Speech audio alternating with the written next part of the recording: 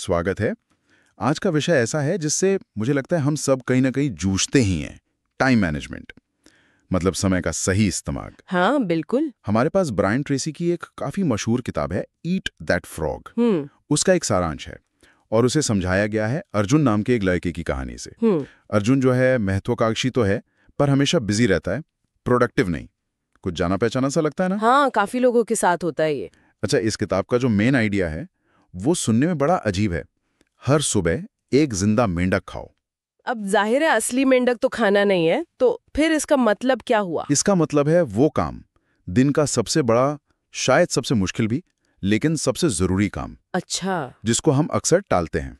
तो आइडिया ये है कि अगर सुबह उठते ही सबसे पहले इसी मेंढक को खत्म कर लिया जाए, हाँ। तो बाकी का दिन हल्का लगता है। एक लगता है कि हाँ, कुछ बड़ा काम कर लिया, एक उपलब्धि वाली भावना। हाँ बिल्कुल। तो चलिए आज इसी मेंढक खाने वाले सिद्धांत और इससे जुड़े जो दूसरे नियम हैं उन्हें समझते हैं, अर्जुन की कहानी के जरिए, जैसा सारांश में है। ठीक है। तो अर्जुन की कहानी शुरू होती है पहले तो लक्ष्य साफ करने से, चैप्टर 1, और फिर रोजाना की प्लानिंग, चैप्टर 2। उसने अपने लक्ष्य लिखे, जैसे कि उसे अपना डिजिटल कारोबार शुरू करना है, और फिर जो खास बात हुई वो ये कि वो रात को सोने से पहले अगले दिन की लिस्ट बनाने लगा। हाँ, ये प्लानिंग वाला हिस्सा बहुत जरूरी है। पर क्या सिर्फ लिस्ट बनाना काफी है? मतलब लिस्ट तो बहुत लोग बनाते हैं। नहीं, यहीं पर वो 80-20 वाला नियम आता है, चैप्टर 3। 80-20? हाँ, पेरेटो प्रिंसिपल, कि हमारे जो 80% नतीजे होते हैं वो सिर्फ 20% कामों से आते हैं। अच्छा। अर्जुन पहले शायद उन 80% छोटे मोटे आसान से दिखने वाले कामों में फंसा रहता था, जिनसे असल में ज्यादा फर्क नहीं पड़ रहा था। तो असली बदलाव तब आया जब उसने उन जरूरी 20% कामों को पहचानना सीखा, जो उसके असली मेंढक थे, उनको प्राथमिकता दी। और पहचानने के लिए इसके लिए भी कोई तरीका बताया है? हाँ, स्रोत में ABCD मेथड बताया है, चैप्टर 6। ओके। ABCDE। ABCD सुनने में तो एक और मैनेजमेंट टूल जैसा लग रहा है। क्या ये सच में काम करता है रोज की भागदौड़ में? ये काफी प्रैक्टिकल हो सकता है अगर ऐसे सही से समझे तो।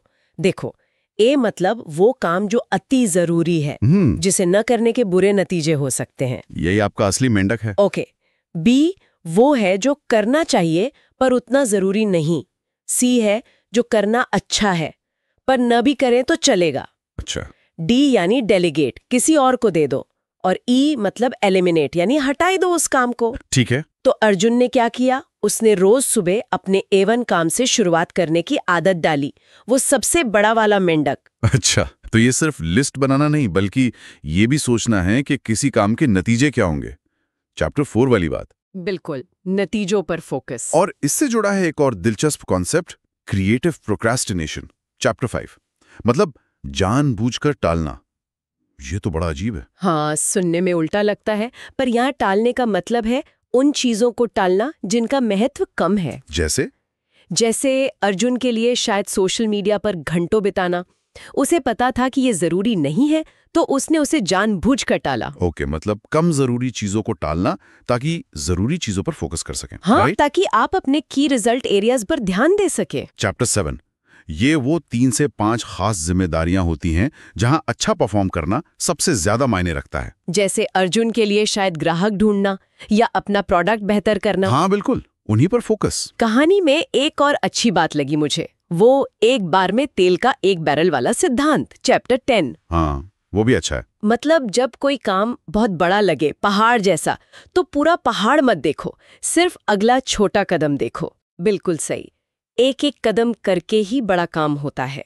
अर्जुन ने अपना बिजनेस शुरू करते वक्त शायद यही अपनाया होगा। हाँ, लगता तो है। और अगर कभी शुरुआत करने का ही मन ना हो रहा हो, तो भी बस शुरू कर दो, चैप्टर 13। मतलब जबरदस्ती। हाँ, एक तरह से, क्योंकि अक्सर काम शुरू करने के बाद ही उसको करने का मोटिवेशन, वो मोमेंटम बनता है। ये बात तो सही है। अर्जुन ने भी यही महसूस किया होगा।